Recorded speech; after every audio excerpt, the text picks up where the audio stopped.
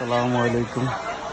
আমাদের একটা ওজুখানা হয়েছে সুন্দর, টাঙ্কি সহ পানি সহ ওজুখানা হয়েছে, কিন্তু তার লোকে যদি একটা ছোট্ট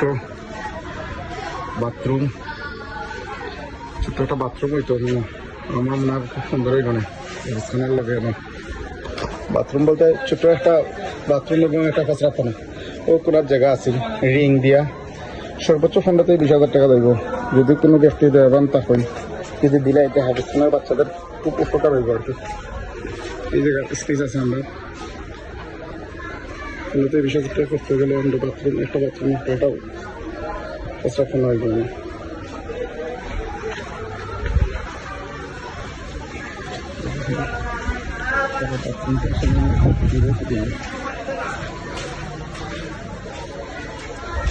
এটা হিপসিনা বাথরুম পেয়ে যাবে ওই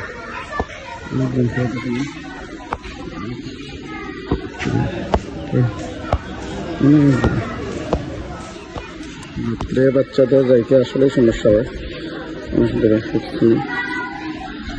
যদি বাচ্চাগুলো অন্য বাথরুম এটার সাথে একটা বাথরুম হয় খুবই উপকার হইল না।